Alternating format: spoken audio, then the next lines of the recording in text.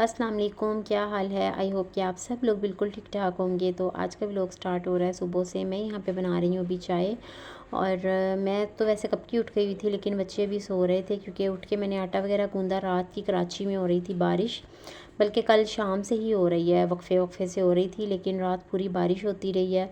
और आज इकबाल डे था, इसलिए बच्चों का फिर ऑफ था स्कूल से।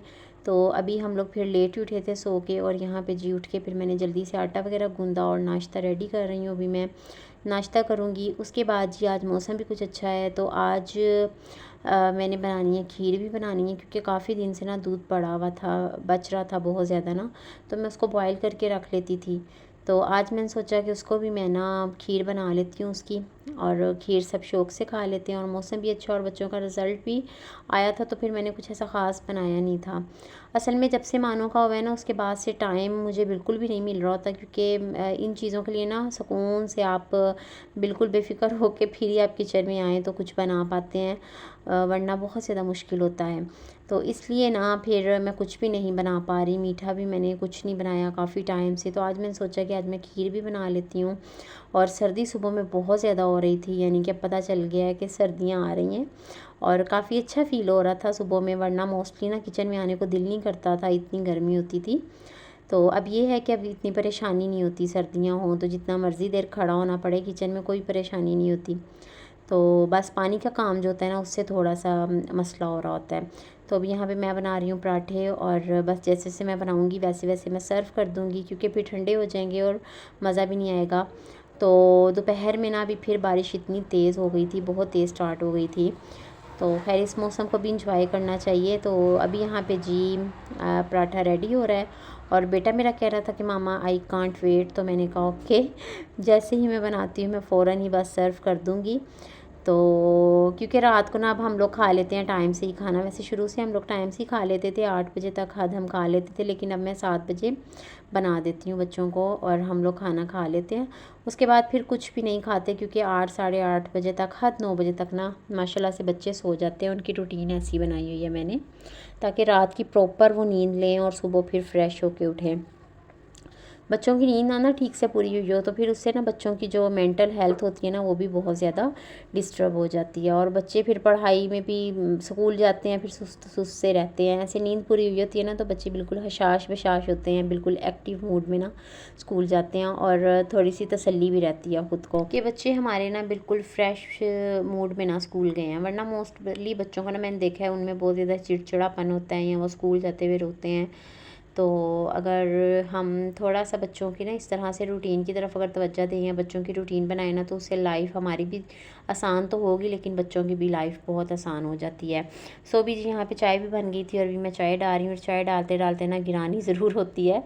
तो क्योंकि एक हाथ में मैंने मोबाइल पकड़ा हुआ था, मैंने कहा क्या मैं इसको ट्राईपोड पे लगाऊँ।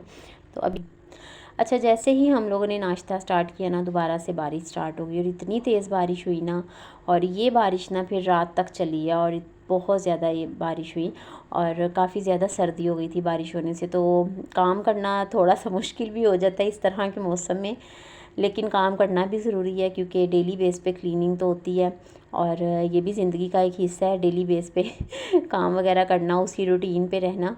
तो खैर अभी मैंने तो बच्चों को अंदर भेज दिया था, मैंने कहा आप लोग अंदर बैठो, डोर वगैरह मैंने बंद कर दिए थे, और हवा इतनी ठंडी चल रही थी ना। अच्छा, यहाँ पे ना मैं आ गई थी किचन में। ये दूध जो रखा हुआ था ना, मैंने काफ़ी यानी कि 2-3 दिन से ना दूध बच रहा था डेली बेस पे, तो फिर मैंने ना इसको फ्रीज़ कर लिया था, और कुछ मैंने फिर दोबारा जो रात का था ना वो भी मैंने डाल के मैंने कहा चले मैं खीर बना लेती हूँ। तो यहाँ पे भी मैंने दूध को ना बॉयल होने के लिए रख दिया। दूसरी साइड पे मैं रात के खाने की भी तैयारी कर लूँगी। आज मुझे बनाने थे शलजम गोश्त, तो यहाँ पे मैं गोश्त को ना बॉयल होने के लिए रख दूँगी, क्योंकि अभी जैसे बारिश हो रही थी ना, तो गैस ना कम हो गई थी, गैस का प्रेशर कम हो गया था। तो बाद में फिर यह है कि तेज़ हो गया था, लेकिन फ़िलहाल ना गैस का प्रेशर कम, तो मैंने कहा ये ना हो कि हंडिया भी ना पक सके, और मैं अगर लेट पकाना स्टार्ट करूँ तो मैंने टाइम से ही दोनों चीज़ें ना पकाने के लिए रख दी। मैंने यहाँ पे ना तकरीबन आधी छन्नी जो है ना वो ली थी चावलों की, उनको ना मैंने भिगो दिया था। उसके बाद ना इसको मैंने अच्छे से ग्राइंड कर लिया था, थोड़ा सा इसमें दूध डाल के। तो वो चावल मैंने इसमें डाल दिए। इससे ये होता है कि बहुत जल्दी बन जाती है खीर, 20 से 25 मिनट में ना खीर बन जाती है, और जो बार बार खड़े होकर चम्मच हिलाना पड़ता है ना, वो नहीं हिलाना पड़ रहा होता। बस जल्दी से क्विकली खीर बन के ना रेडी हो जाती है, और इसका टेस्ट फिरनी की तरह का ना होता है। तो अब जी इसमें मैंने डाल दी थी चीनी आप अपने टेस्ट के अकॉर्डिंग डाल लीजिएगा। मैंने आधी प्याली इसमें डाली थी, जो कि बिल्कुल परफेक्ट थी, ना बहुत ज़्यादा थी ना बहुत कम थी। तो खीर खैर यहाँ पे बनके रेडी हो चुकी थी और अभी मैं इसको निकाल रही थी बॉल में। अब बॉल में निकालने के बाद जब ये ठंडी होगी, आप इस पर कुछ भी सर्व करें इसको, और इस पर कुछ भी आप इसमें गार्निश कर सकते हैं, बादाम पिस्ते जो भी आपके पास हो, काजू, जो भी आप डालना चाहें वो आप डाल लें। तो अभी मैं इसको थोड़ा सा कवर करके रख दूँगी। तो यहाँ भी शाम का टाइम था और बारिश के बाद कुछ मौसम ना इस तरह का हो गया था। तो मैंने दराज से ना कोई सामान मंगवाया था, तो जो कोरियर वाले भाई थे वो भी आ गए थे कि आप अपना पार्सल रिसीव कर लें। तो ये भी शुक्र है कि बारिश रुक गई हुई थी, थम गई हुई थी, तो इस टाइम पे फिर वो आए थे। तो अभी मैंने मान को भेजा था कि वो जाके पार्सल रिसीव कर ले। अभी जी हाँ शाम का टाइम था, बच्चों ने बोला हमें पापड़ फ्राई कर दें, तो मैंने कहा चले मैं फ़्राई कर देती हूँ, ये कौन सा मुश्किल काम है, जल्दी से ही हो जाते हैं पापड़ फ्राई। तो बस अभी यहाँ पे मैं इनको पापड़ दे दूँगी फ्राई करके, और उसके बाद फिर मैं खाना बनाना स्टार्ट करूँगी। बारिश के मौसम में ना इस तरह की चीज़ें एक अलग ही मज़ा देती हैं। फ्राई चीज़ें जितनी भी है ना वो बहुत ही अच्छी लगती हैं। पकोड़े बना लें, चाहे फ्राइज़ फ्राई कर लें, पापड़ हो गए, पॉपकॉर्न हो गए, तो इस तरह की चीज़ों का ना बहुत मज़ा आता है। तो खैर ये चीज़ें थोड़ा सा तो डर लगता है खाते हुए लेकिन ये है कि फिर कभी कभी चलता है, कभी कभी खा लेनी चाहिए। तो यहाँ पे मैंने फ्राई किए थे पापड़, और बस अभी बच्चे ये खाएंगे और साथ में मैं भी थोड़ा सा टेस्ट कर लूँगी। उसके बाद ही चलेंगे किचन में और फिर मैं आपके साथ अपनी कंप्लीट रेसिपी शेयर करूँगी शलजम की। तो शलजमों को ना सबसे पहले मैं काट लूँगी और इनको ना मैं एक साइड पे बॉईल होने के लिए रख दूँगी, और दूसरी साइड पे ना मैं बना लूँगी जल्दी से इनका मसाला, क्योंकि गोश्त बॉईल हो चुका था। तो अब मैं सिर्फ मसाला भूनूँगी, उसके बाद गोश्त की भुनाई करके उसमें शलजम डाल दूँगी, तो बहुत जल्दी बन जाएंगे। तो यहाँ पे मैंने कट कर लिए थे शलजम को, और शलजम भी बहुत ही मीठे और कच्चे शलजम बहुत ही टेस्टी लगते हैं खाने में ना। तो खैर अभी यहाँ पे शलजम कट हो रहे हैं, जैसे ही शलजम कट होंगे इनको मैं रख दूँगी बॉईल होने के लिए, और जल्दी से फिर मसाला रेडी कर लेंगे। मैं शलजम के साथ बनाऊंगी रोटियां। वैसे चावल इसके साथ बहुत अच्छे लगते हैं, लेकिन मेरे हस्बैंड को नहीं पसंद। आलू बैंगन के साथ, या वो बनाते हैं ना कद्दू और गोश्त की सब्ज़ी, उसके साथ भी नहीं अच्छे लगते। ये रोटी ही ज़्यादा शौक़ से खाते हैं, तो इसलिए फिर मैं अपने अकेले के लिए मैं कहती हूँ कि क्या बनाना है, चलें फिर मैं भी रोटी ही खा लूँगी। जी जल्दी से क्विक सी रेसिपी आपके साथ शेयर कर देती हूँ शलजम गोश्त की। यहाँ पे ना मैंने एक प्याज ले लिया था लार्ज साइज़ का ना, उसको मैंने स्लाइस में कट कर लिया था, और उसको ना मैंने थोड़ा सा कलर दे दिया था। अब मैं प्याज को ना थोड़ा सा कलर देती हूँ, क्योंकि अगर मैं सोटे करती हूँ ना उससे क्या है कि प्याज ना सही से गलता नहीं है। तो उसके बाद जी उसमें मैंने डाल दिया लहसुन अदरक 1 चाय का चम्मच, और उसमें मैंने 2 टमाटर डाल दिए थे दरमियाने साइज़ के, और उनको ना मैंने अभी रख दिया है ताकि टमाटर ना थोड़ा सा गल जाए। और यहाँ पे जी मैंने सोचा आज मैं आपके साथ ना बिहाइंड द सीन कुछ क्लिप शेयर करती हूँ, कि जो दुल्हन बन के आपके सामने जो वीडियो आ रही होती है तो बैकग्राउंड में क्या कुछ चल रहा होता है, वो मैंने सोचा कि मैं आप लोगों के साथ शेयर करती हूँ। तो बैकग्राउंड में बिल्कुल नॉर्मल जैसे हम कुकिंग करते हैं घर में, बिल्कुल वैसे ही व्लॉग में भी हो रहा होता है।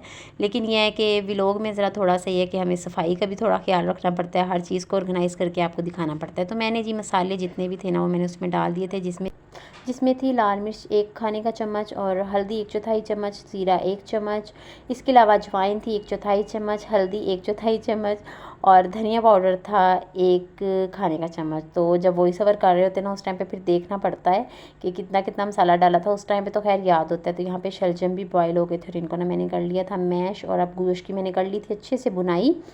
अब मैं इसमें डाल दूँगी शलजम, और अब इनको मैं मिक्स कर लूँगी। मिक्स करने के बाद मैं इसको रख दूँगी दम पे, और जब तक कि रोगन जो इसका होता है ना वो ऊपर नहीं आ जाता तब तक इसको मैं दम पे रख दूँगी।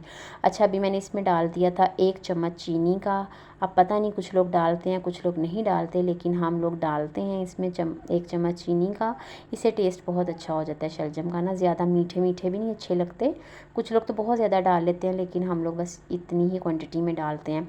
तो उसके बाद इसमें मैंने गरम मसाला डाल दिया था, और मेरे पास हरा धनिया नहीं था, सिर्फ हरी मिर्चें थी, तो वो फिर मैंने हरी मिर्ची डाल दी थी। बारिश हो रही थी इसलिए मेरा दिल नहीं किया कि मैं बाहर भेजूँ बेटे को, के लेके आए वो जाके, तो इसलिए जी जो घर में था बस मैंने उससे ही बना लिया। तो यहाँ पे शलजम गोश्त अच्छे से रेडी हो गया है, और रोगन देखें आप इसका ऊपर आ गया है।